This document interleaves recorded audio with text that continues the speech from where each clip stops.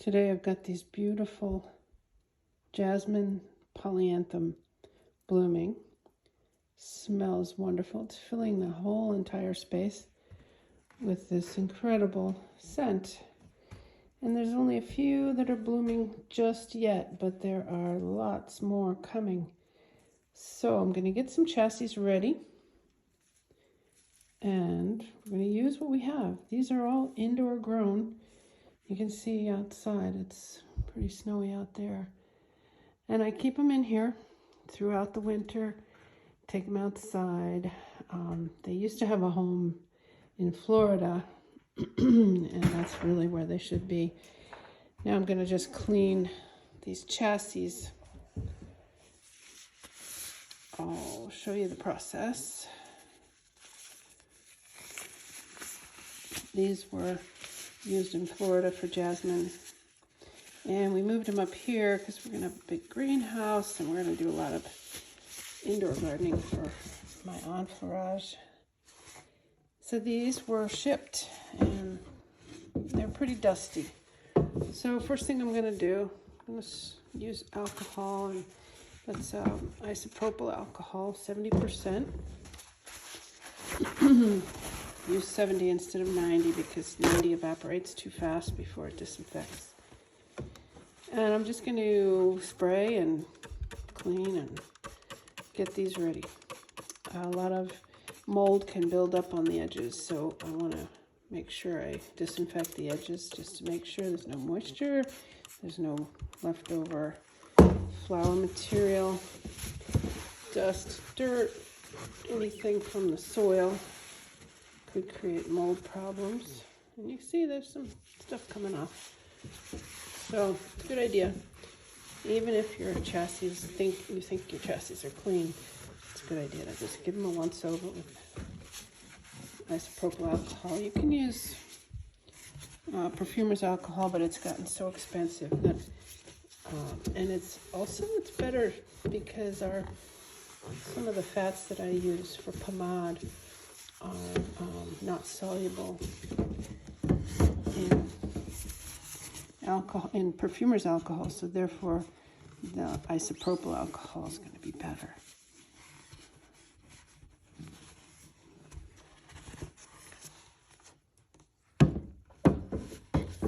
All these little edges, cracks and seams and corners, you want to make sure there's no plant material stuck in there.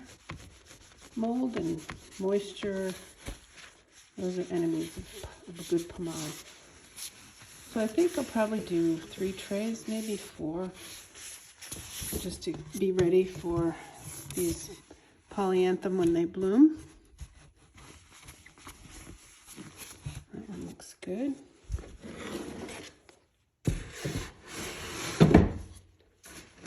Keep that right there.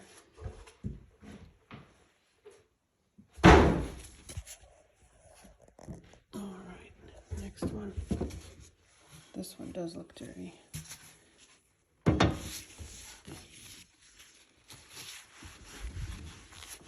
going to take off the old dates that I had on here for when I was doing Jasmine. I had January, it was blooming. Yeah, so January sign. I'll put new ones on because I want to at least get 30 days of blossoms exposed, the fat exposed to 30 days of blossoms, so that make sure we have a rich pomade, just in case I want to extract from it. I don't think I'm going to extract from this pomade. I think I'm just going to make a nice pomade, but I like the oils such as palm kernel oil, organic, sustainably grown, RSPO, palm kernel oil. That's going to be a really nice pomade because of the antioxidants in it. It's good for the skin. There's a lot of polyphenols, vitamin A, naturally occurring, vitamin D, naturally occurring, vitamin E, naturally occurring. So it's really good for the skin. good.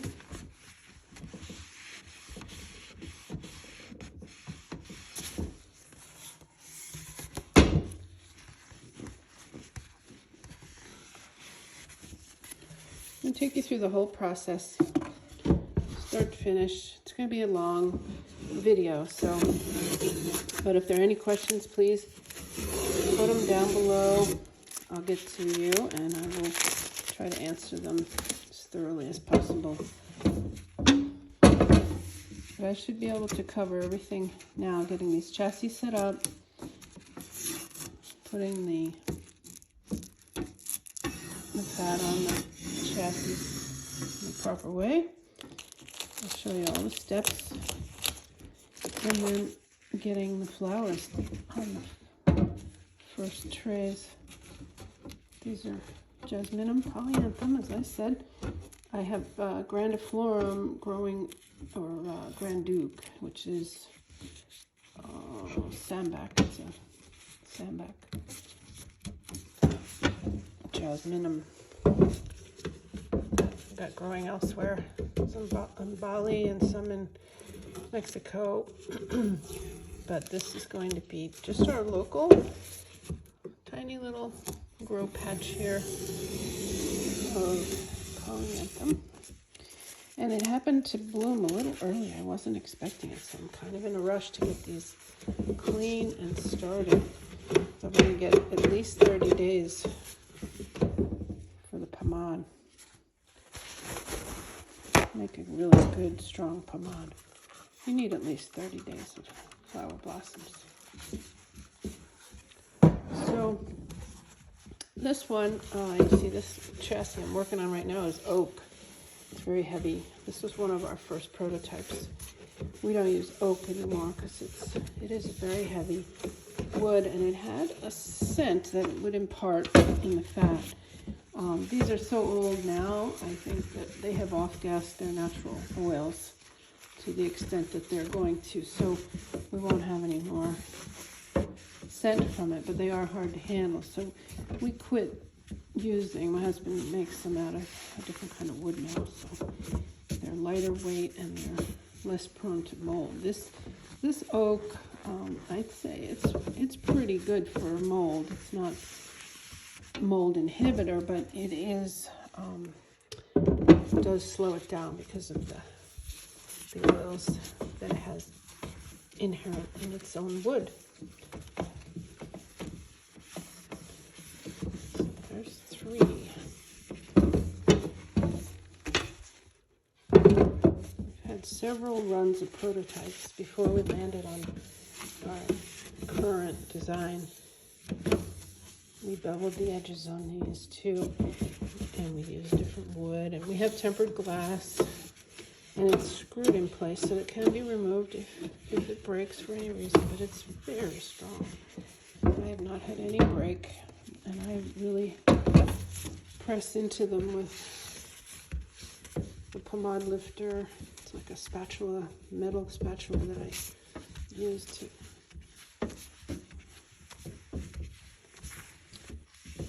lift the pomade once it's finished. I've never had a scratch, never had a, well, I shouldn't say I never had a scratch. I have had scratches, but I've never had a break. There we go.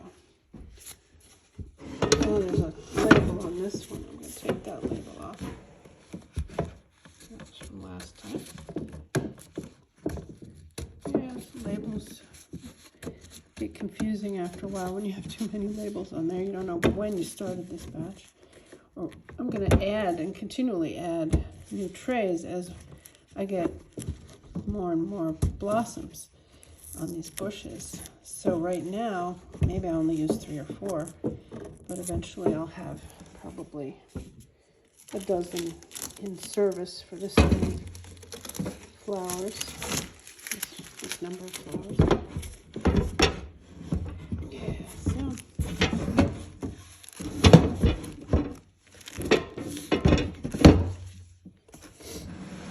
there we go.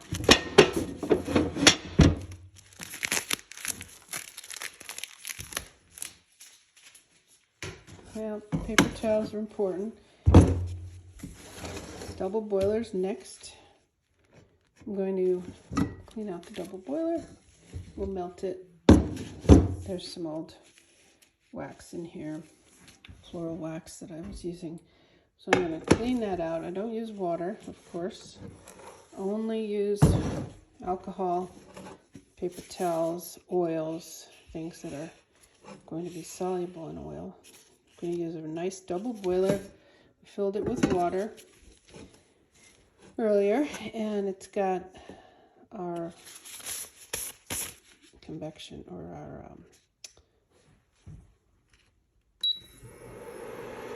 induction cooktop. So you have to use a ferrous metal when you use an induction cooker. That's what we have here. And I'm going to just wipe it out as soon as it gets warm. It's starting to get warm already. Clean it out. The wax that I was melting before. I'm not squeamish with paper towels. That is something I use a lot of, for better or for worse. They are reusable. When I'm drying things, I will spread them out and use them again after they're dry. And sometimes I will just continue their life by using them for fire starters, because once you have paper, it's covered with a little bit of wax or fat. Wow, does that create a beautiful fire starter. So throw it into the fireplace and put some kindling in there, and I don't have to buy newspaper or anything. It's really nice way to light a fire in the fireplace.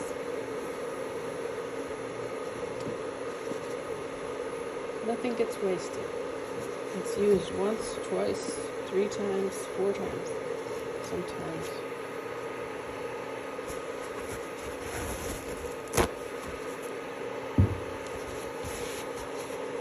Once I get this completely cleaned out, it's going to start to get warmer and warmer. I'm going to put in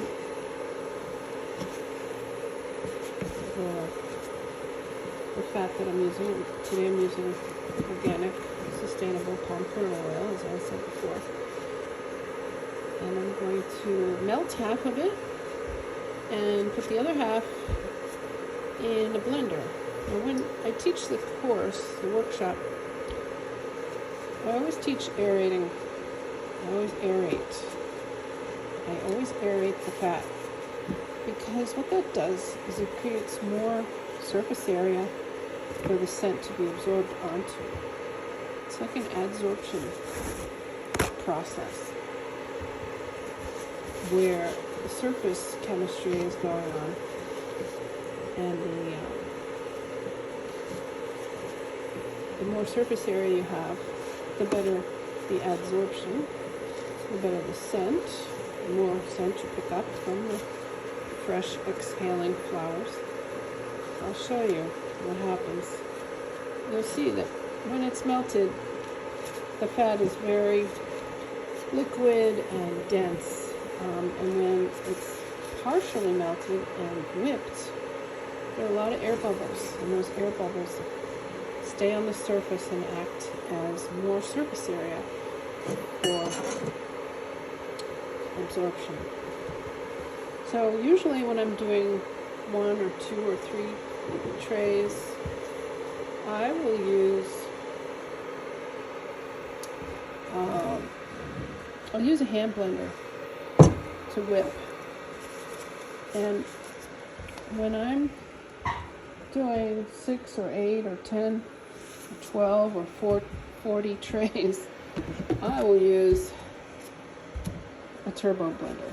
One of these great fast turbinator blenders. They're very fast, and they'll whip up, a quart or more of liquid fat into a nice stiff composition. What you want it to look like is sort of like cake frosting. You want it to be that fluffy. Now this is good now. It's looking very nice and warm. I'm not getting any boiling underneath. It's not that hot.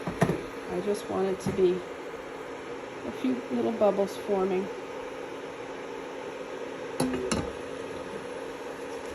Great. So that, I'm going to put it on low now and turn it down a bit. Medium low. And that'll be 175 degrees. Probably don't even need that. Probably low is going to be best. 100 degrees Fahrenheit.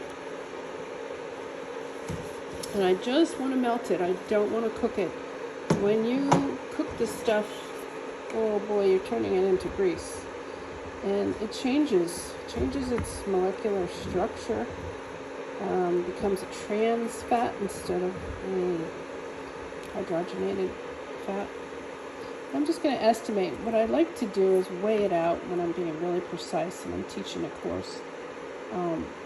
With the students, I'll have them weigh out a half a pound of the fat, or the corpse we call it, a half a pound of corpse for each side of the tray. The chassis takes a half a pound on each surface. So when I have a tray, a chassis like this, I have two surfaces. I have one on each side.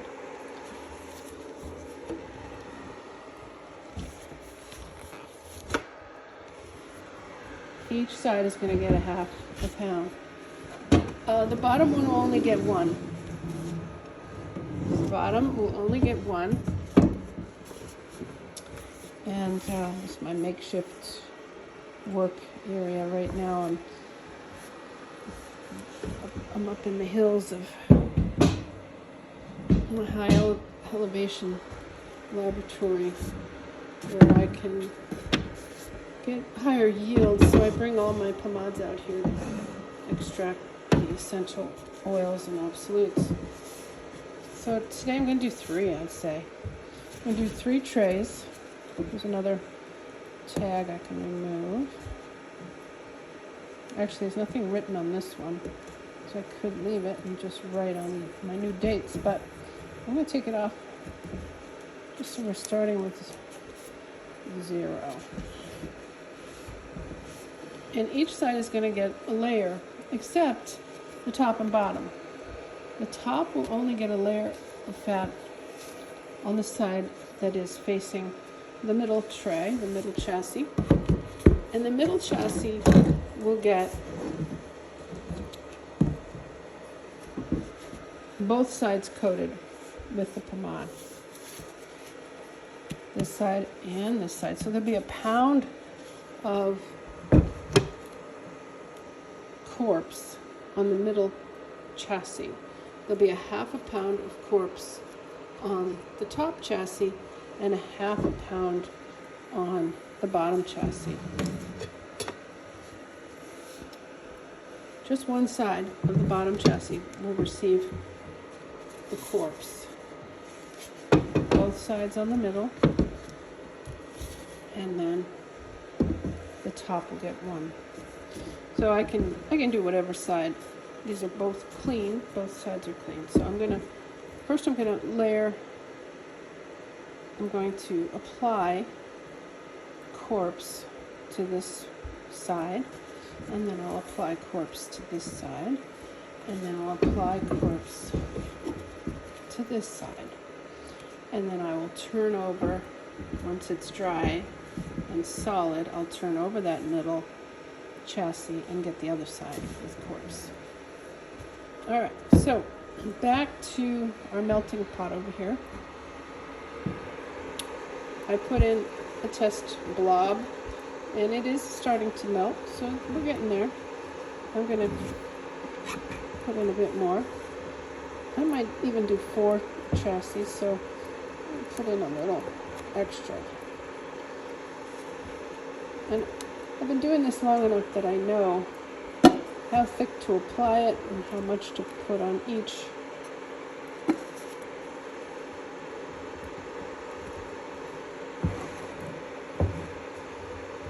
So I'm going to eyeball it for now. But just know that half a pound is the maximum that you should put on these. Each side of the chassis should only have a half a pound max. And when I'm using very delicate flowers, I'll sometimes use less. I'll use maybe a quarter pound on each side, 4 ounces. I'll weigh it out, and I'll make a very thin layer, especially for little tiny flowers like violets that don't have a lot of smell. I want to capture all of it, and I want a really dense pomade. So I only use a very small amount of corpse. But today I'm using Jasmine, and Jasmine, pretty much most all of the varieties of Jasmine have an incredible smell, and they're very strong. So I can afford to put a half a pound on each one.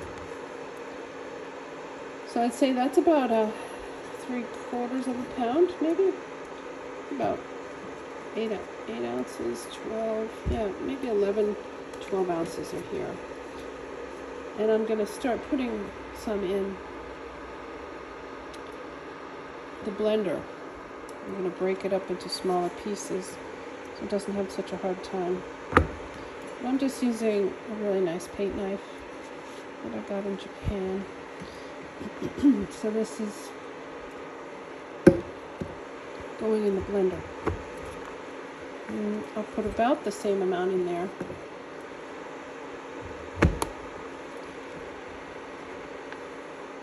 And I'll show you the consistency we're aiming for in just a few minutes when this melts.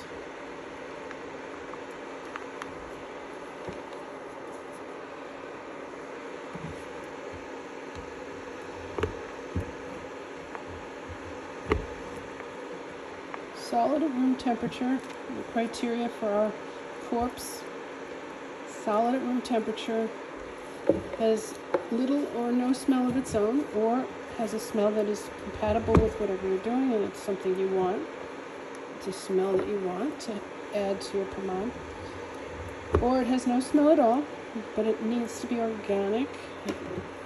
And for purposes of extraction, we use perfumer's alcohol, organically grown perfumer's alcohol, cane alcohol for that. We want the additional feature of the fat not being soluble in ethanol, in that perfumer's alcohol. And that's the interesting part. We'll get to that when we start doing extractions. But right now we're making pomade. So something that's nice for the skin is important when we're making pomade, and something that is therapeutic for the skin,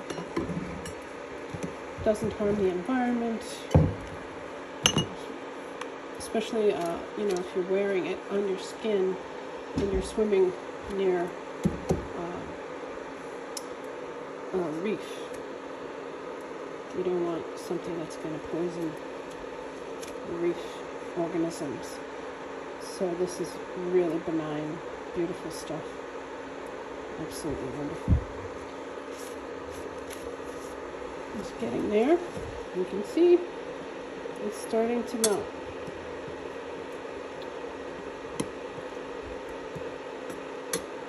As soon as it reaches its melt stage, which is about 78 degrees for palm kernel oil, I'm then going to pour it into the blender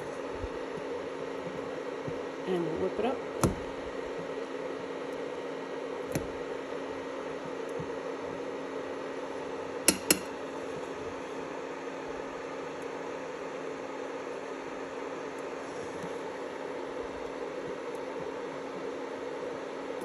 So any questions? I've had some questions come in on why do you use alcohol to clean the trays? Well, I think I went over that, but I'll say it again. Water is our enemy. We don't want any water in the mix. We don't want the wood getting damp or having any moisture absorbed into the wood. This is a extremely dense wood, but it's lightweight. These are made from basswood. And the other one is, the bottom one is oak, as I mentioned before. And so it could absorb some water and release that water when we have them stacked into the pomade, and that's what causes mold. So I don't use any water in this entire process. I'm only using alcohol to clean. I'm only using oils and fats to wipe out the pan. All my tools are wiped down. I don't use any soap and water ever. You can see here I've got dry solid waiting for the melted palm oil. And I'm going to wipe the bottom, of course. I'm going to wipe the bottom of this pan because it's sitting in water. And I don't want any of those drips to go into the blender when I'm pouring the fat into the blender. So I'm going to be very careful when I lift it up. I'm not going to hold it over anything. It's going to be wiped dry with paper towels before I pour it, before I get it anywhere near the other pomade. And this is looking good. I want to get it just maybe 25% more melted, and then I'll pour it in. So I think I'm going to plug in the blender because we want that to be going right away as soon as we dump the liquid palm kernel oil into the solid palm kernel oil. So I'm going to get that started. Put the blender in, plugged in, ready to go. See how liquid that is? It's almost clear.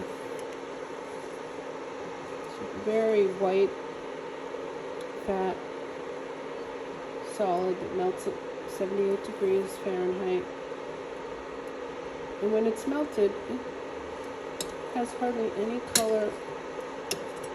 It's just a viscous liquid, about the same viscosity as vegetable oil. But it has to be solid at room temperature.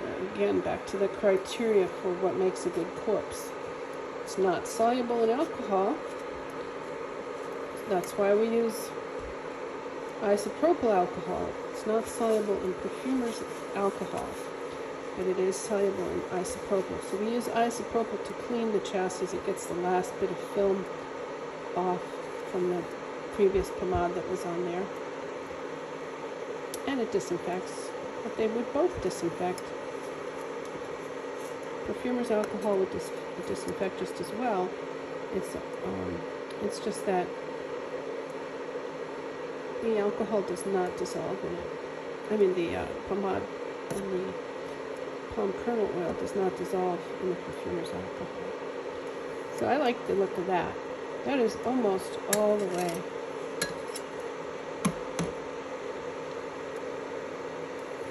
I like the look of that. It's not too hot. It's not bubbling. It's not boiling. I haven't transmuted the fat into anything but what it started as. It's a fully hydrogenated fat, naturally occurring. It's from the kernel of the palm. I'm going to go with that. So that is going to go in here. But first, I'm going to wipe the bottom and get it entirely dry. It's not that hot. I can put my hand on it, but it is wet, and I don't want that water dripping. No water dripping into our corpse. That will destroy the corpse. That is a dry pot. Looks good.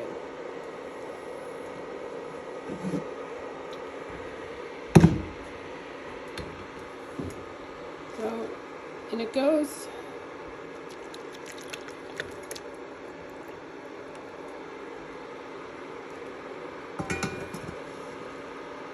back in the pot. You can see it's a mixture of melted and solid. Now it's very cold today, so it's not that warm in here. It might solidify pretty quickly. So I'm going to blend it right away. I'm going to use the top to the double boiler because I've noticed that the black rubber top that came with this blender, something in it dissolves in the fat, and I get some pigment coming off at times in the splatters. I can see it, so I'm gonna do away with that. I don't ever use those tops anymore. I do use a glass plate, or I'll use the top to the pot. It's dry, it's good, and it'll keep most of it in there. So here we go. I'm gonna blend on medium. It's on the low, actually. It's on the low setting. I'm gonna turn it on over here. It makes a lot of noise, so bear with me. But you'll be able to see in the bottom what happens. This is a mixture right now, but it's going to blend.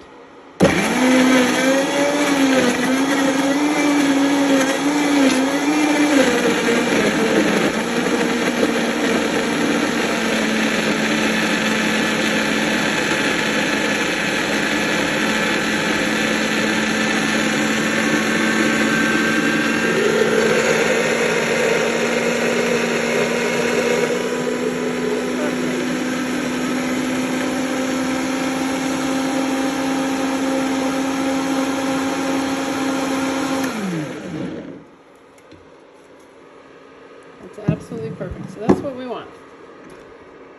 Now we're going to spread this. And I didn't bring my handy dandy spatula up here, my right angled spatch. I forgot to bring that up.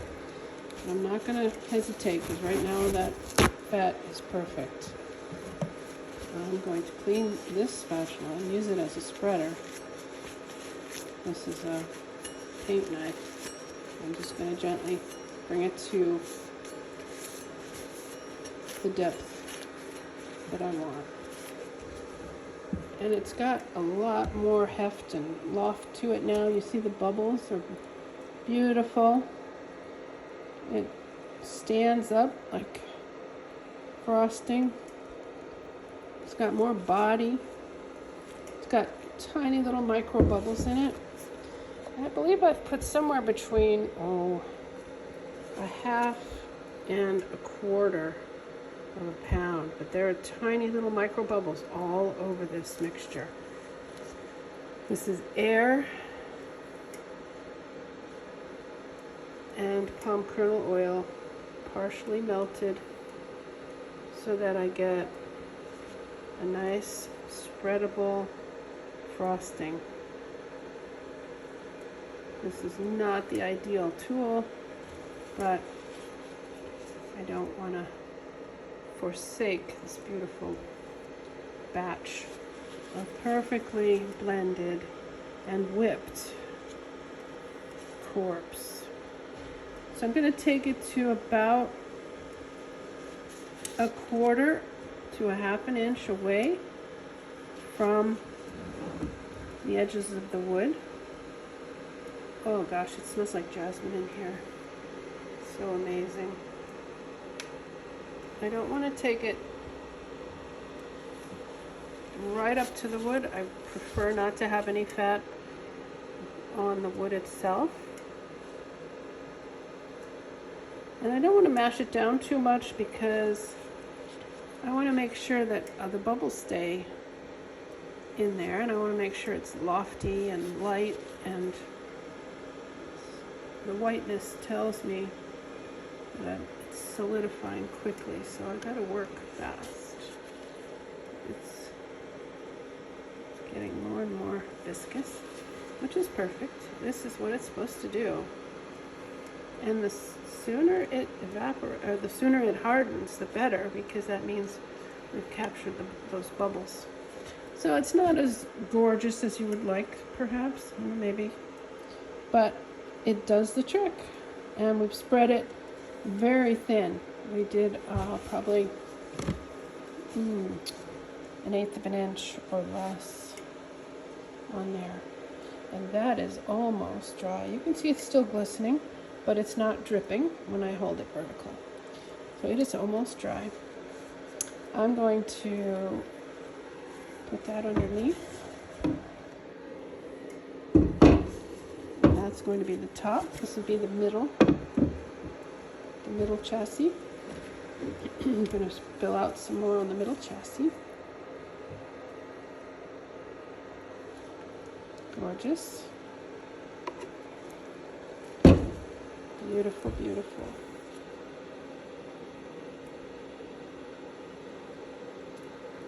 Just don't want to touch the wood with the fat. And the pores get clogged and you get some moisture trapped in there. It's not good. You'll see mold forming on the wood after a while. That's not good. And then you have to bleach them and put them in the sun and treat them with alcohol again. I've never had mold on these. These are great because it's very rare in Florida to not have mold on your chassis. But it was because of this technique, really strict adherence to no water policy. No water policy.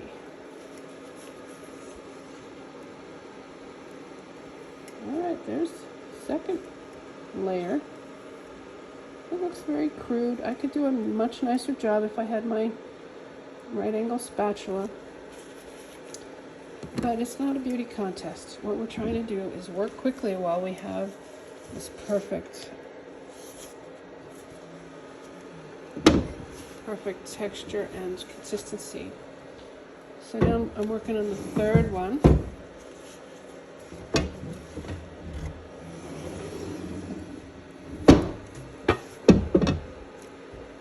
And this one will have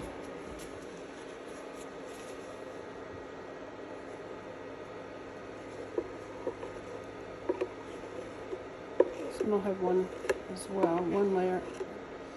The middle section I'll put 2 layers on. And maybe running out, which, alright. Okay. I'll just do 3 chassis coated on one side. If I run out, I'm just going to do 3 chassis coated on one side.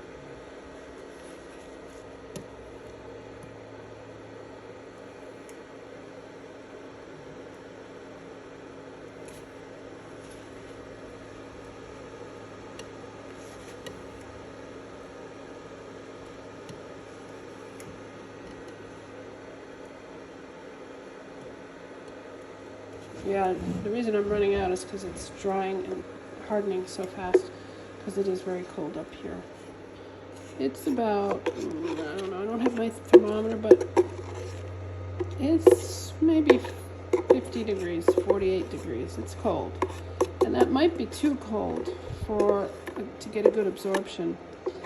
You really do need room temperature, maybe 64 to 74. For the ambient temperature in the room, just so the fat is soft enough that it can take up the scent. I'm going to scrape this off and put it in that corner.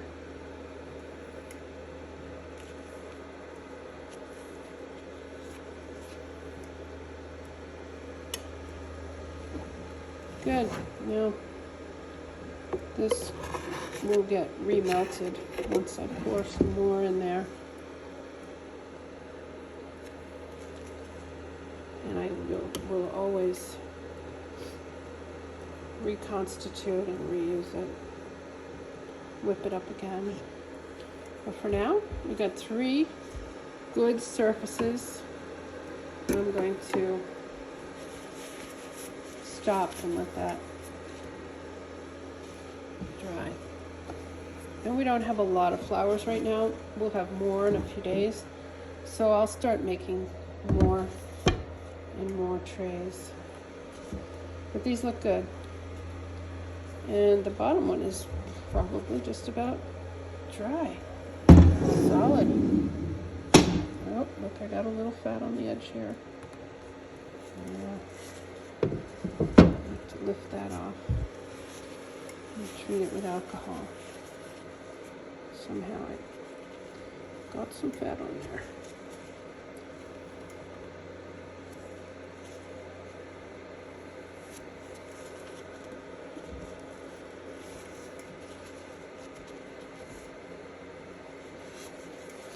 All right, I like it. I like it. It's good. It's gonna make a nice pomade. So, since I don't have a middle tray with double sides, I'm going to use all of these as bottom parts. And I'll put another tray on top to protect the flowers. And you'll see how that works in a minute. I'll turn this off.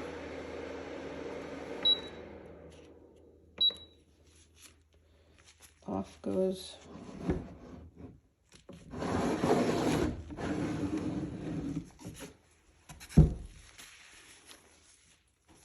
our little cooker.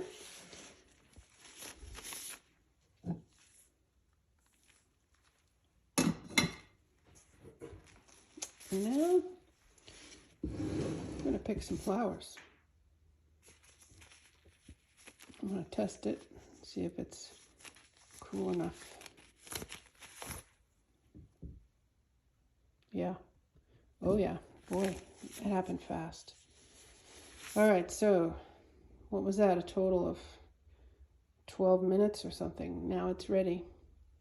It's ready for flowers. So I'm going to stop the film. This is a 42-minute introduction to preparing the chassis. And then the next little bit of video will be picking flowers and placing them on.